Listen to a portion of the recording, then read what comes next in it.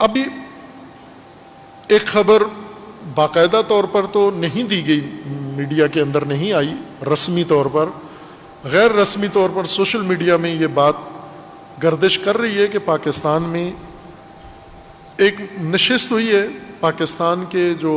امنیت اور امن و امان کو قائم رکھنے والے ادارے، سلامتی کے اداروں کے ساتھ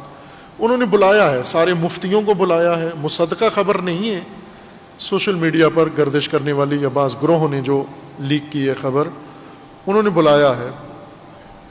ایک کثیر تعداد مختلف مسالک کے، سنی مسالک کے مفتی بلائے ہیں، وہ سارے مفتی جو اس فضا میں دخیل ہیں، ملوث ہیں، جو یہ کام کر رہے ہیں، ریلیاں نکال رہے ہیں، نکلواتے ہیں، نعرے لگاتے ہیں، اور شیعہ بھی چند شخصیات کو انہوں نے بلایا ہے اور بلا کر انہیں ہدایت کی ہے، نصیحت کی ہے، واللہ عالم کیا کہا ہے وہ ابھی بات سامنے نہیں آئی۔ اور یہ ایک سوال تھا کہ حکومت اس ساری فضا میں تماشبین کیوں بنی ہوئی ہے، کیوں حکومت انہیں پتہ بھی ہے کہ یہ ریلی کن جذبات کے ساتھ اور کن احساسات کے ساتھ اور کن محرکات کے ساتھ نکالی جا رہی ہے، یہ بخوبی سب کو پتہ ہے۔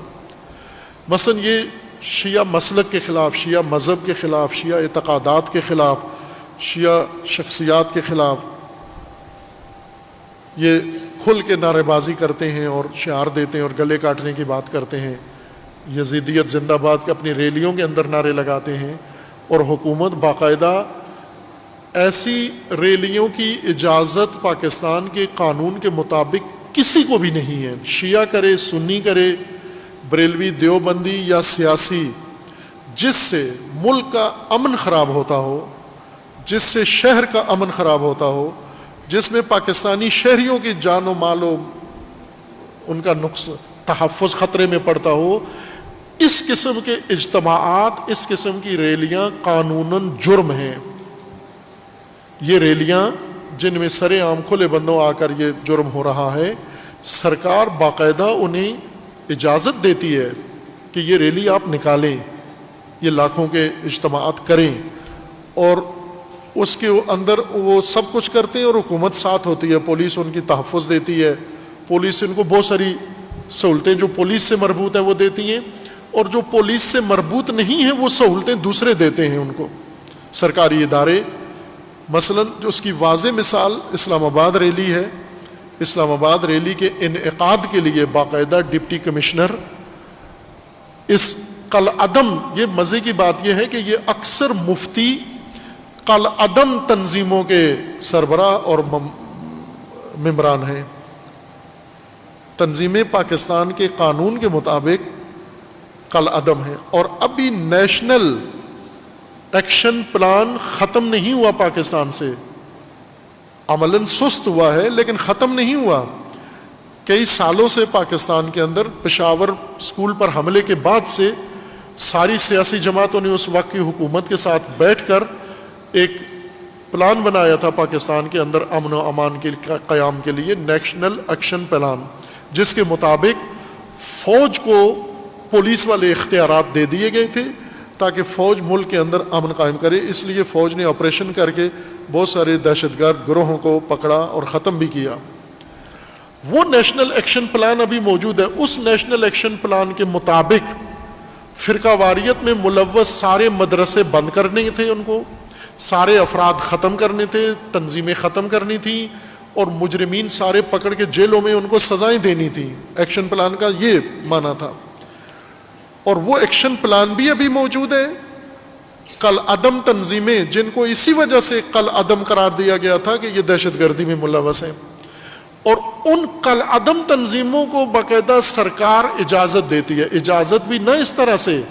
کہ وہ ڈپٹی کمشنر کے دفتر میں آ کر درخواست دے کے اجازت لیں، بلکہ ڈپٹی کمشنر کو فون کر کے اپنے مدرسے میں بلاتے ہیں اور وہ وہاں بیٹھ کر ان کو اجازت دیتا ہے، اور پھر باقاعدہ اس ریلی کی سرپرستی کرتے ہوئے صدارت بھی کرتا ہے، جس میں علنی یزید زندہ باد اور جس میں علنی شیعہ کافر کے نعرے لگ رہے ہیں۔ یہ حکومتی اعلیٰ عہدیدار، ایڈمنسٹریٹر شہر کا، دارالخلافہ کا یہ کردار ادا کر رہے ہیں، اور باقی شہروں میں بھی ایسا ہی ہے۔ کسی بھی شہر میں کوئی بھی طبقہ آج شیعہ کے خلاف ریلی نکالے اور اس کے اندر جتنی مغلظات ہیں وہ اظہار کرے، حکومت کی طرف سے کوئی قدغن، کوئی پابندی، کوئی روک ٹوک نہیں ہے. اور اگر جواب میں شیعہ آئیں کہ ہم امن اور وحدت کے لیے ریلی نکالتے ہیں، آپ تجربہ کر لیں، اجازت نہیں ہے آپ کو. عزاداری کے جلوس کی اجازت نہیں ہے آپ کو، امن کی ریلی کی آپ کو اجازت نہیں ہے. ایسے میں ظاہر ہے کہ باقاعدہ حکومتی پالیسی کے تحت یہ لگتا ہے ایسے ہو رہا ہے. صدر مملکت نے ان مفتیوں کو بلا کر ایک اجلاس کیا. ظاہر ہے صدر مملکت نے اپنے آپ کو ایک ناصح اور ایک واعظ کی حد تک رکھا ہوا ہے، جبکہ پاکستان کے آئین کے مطابق سب سے اعلیٰ اختیاراتی شخص صدر مملکت ہوتا ہے. یہ مملکت کا سربراہ ہے، وزیر اعظم حکومت کا سربراہ ہے. حکومت میں وہ کابینہ اور وزیر آتے ہیں، حکومت میں منسٹریاں آتی ہیں، حکومت میں ادارے صرف آتے ہیں، اور مملکت میں پوری قوم آتی ہے، پوری سرزمین آتی ہے، پورا نظام آتا ہے، پورا سسٹم آتا ہے. مملکت کا سربراہ صدر ہوتا ہے، حکومت کا سربراہ وزیر اعظم ہوتا ہے، اور مملکت کے سربراہ کے انڈر ہیں سب، فوج ان کے اختیار میں ہے. صدر مملکت کے دستخط سے فوج کا چیف بنتا ہے، پولیس کا چیف بنتا ہے، اعلیٰ اختیارات جتنے جج، یہ سارے صدر مملکت کے دستخطوں سے بنتے ہیں. سب سے اعلیٰ عہدہ پاکستان کے اندر صدر مملکت کا ہے. لیکن صدر مملکت کئی عرصے سے، گزشتہ کئی سالوں سے، کئی دہائیوں سے ایک برکت والے شخصیت کی علامت کے طور پر، جیسے مزار پہ متولی بیٹھا ہوتا ہے، باقی اس کا کسی سے کوئی تعلق نہیں ہوتا، بلا کے نصیحت کر دی، تراویاں چیک کر دیں یا ایس او پیز بنا کے، یہ حیثیت نہیں ہے صدر کی. صدر اپنے اختیارات استعمال کریں. ابھی بلایا ہے انہوں نے علماء کو اور بیانیاں دلوا کے انہیں بھیج دیا ہے. یہ مصدقہ خبر ہے. لیکن غیر مصدقہ خبر یہ ہے کہ بعض سیکیورٹی اداروں نے بھی ان سارے مفتیوں کو بلا کر، اور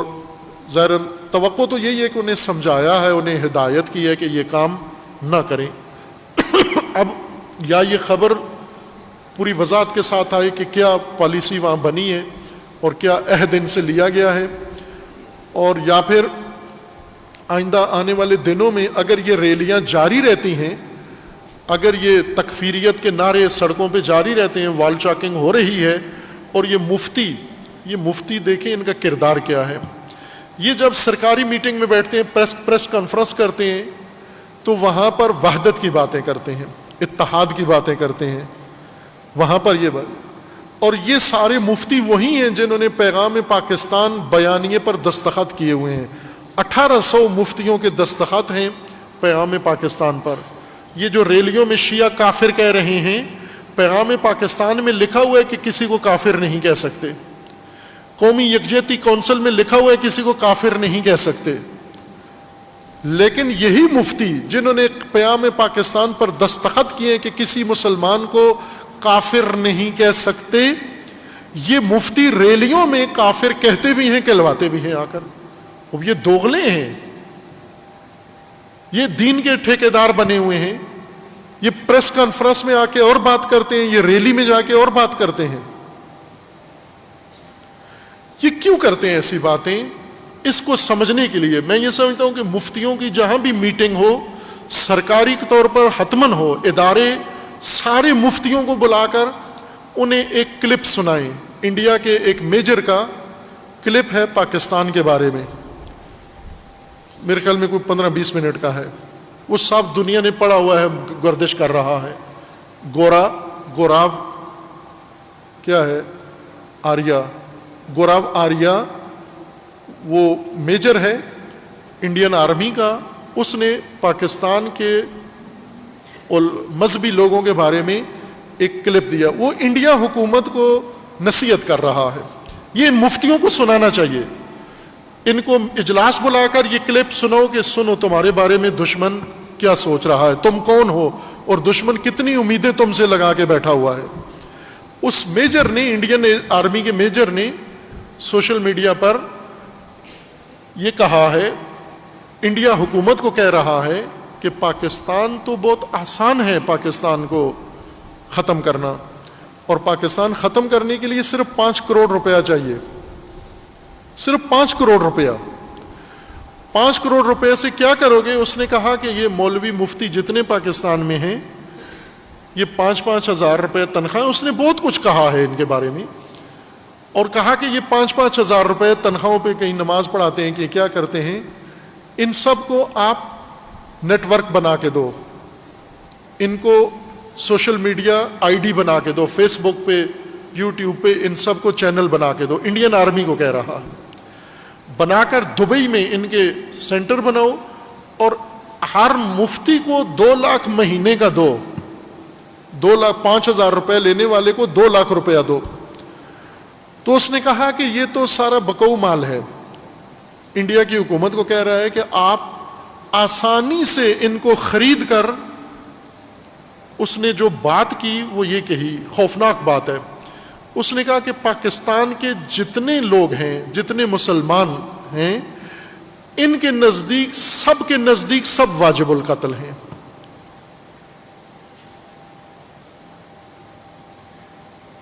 آپ ان کی کتابیں، ان کے فتوے، ان کے لٹریچر، ان کی فیس بک، ان کے چینل دیکھو اگر، اور ان کی ریلیاں، وہ حوالہ بھی دے رہے ہیں ان ریلیوں کا، کہ ان کے نزدیک دوسرے ان کے علاوہ سارے واجب القتل ہیں۔ تو وہ انڈین حکومت کو کہہ رہا ہے کہ جو قوم اور جس قوم کے مفتی اپنی ساری قوم کو واجب القتل سمجھتے ہیں، تو انڈیا کیوں فائدہ نہیں اٹھاتا؟ مذہبی طور پر تو ان کے اوپر حجت تمام ہوئی ہوئی ہے، ان کے مفتیوں نے فتویٰ دیا ہوا ہے یہ واجب القتل ہیں، کافر ہیں، اور کافر واجب القتل ہے، تو پھر انڈیا کرے نا یہ کام۔ وہ اپنی حکومت کو کہہ رہا ہے کہ 2-2 لاکھ روپیہ لگتا ہے، اور چند مہینے کا، اس نے کہا ہمیشہ کا نہیں، میں کہہ رہا ہوں چند مہینے کا یہ کام ہے، 2-2 لاکھ روپیہ ان کو دو۔ اور اس نے نام بھی لیا، موریشیس سے لا کر ان کو، ان کے وہاں سے اکاؤنٹ میں آئیں، انڈیا سے نہیں بھیجنا، کسی اور ملک سے، کسی انگلینڈ سے، کسی اور ملک سے، عرب ملک سے ان کے اکاؤنٹ میں پیسہ ڈالو، اور پھر ان سے ساری قوم ذبح کروا دو۔ اور اس نے یہ بھی کہا ہے کہ ہندو، کرسچین، یہودی، تاریخ بھر میں انہوں نے اتنے مسلمان نہیں مارے جتنے مسلمانوں نے مسلمان مارے۔ یہ چیلنج ہے اس کا، اور یہ کام مفتیوں نے مفت میں کیا ہے، مفت میں یہ خدمت کی ہے انہوں نے۔ اب آپ توجہ کریں کہ وہ جو انڈین حکومت کو کہتے ہیں 5 کروڑ روپے خرچ کرو اور سارے پاکستان کے مفتیوں سے اور پاکستانیوں سے سب مروا دو، اس نے کہا شیعوں کو تو دیر ہی نہیں لگے گی، اگر ان سارے مفتیوں میں 2-2 لاکھ روپیہ بانٹو تو دیر ہی نہیں لگے گی، چونکہ شیعوں کے لیے تو یہ نتیجے پہ پہنچے ہوئے ہیں کہ ساری قوم کو ختم کرنا ہے۔ اور اس نے کہا صرف شیعوں کے ساتھ نہیں ہے، بلکہ بریلوی دیوبندی کو واجب القتل سمجھتے ہیں، دیوبندی بریلوی کو واجب القتل سمجھتے ہیں۔ یہ کلپ سنا ہوا ہے اکثر نے، میں نے سب سے آخر میں نے سنا ہے دیر سے، اس سے پہلے سب سن چکے تھے، چونکہ آج کا نہیں ہے پہلے کا ہے، اور وہ ان ریلیوں کے حوالے دے رہا ہے، اور ان مفتیوں کو سرکار بلائے، یہ ادارے بلائیں اور یہ کلپ ان کو سنائیں کہ تم ایسے مفت کے دشمن کے آلہ کار بنے ہوئے ہو۔ اور جو کچھ یہ انڈین میجر ابھی سوچ رہا ہے اور انڈین آرمی کو، یہ انڈین حکومت کو مشورہ دے رہا ہے، یہ کام عرب پہلے کر چکے ہیں، اور 5 کروڑ سے نہیں، 5 ارب سے بھی زیادہ خرچ کر چکے ہیں، اور یہ قتل عام کروا چکے ہیں، اور ابھی بھی انہی کا ہاتھ ہے اس کے اندر۔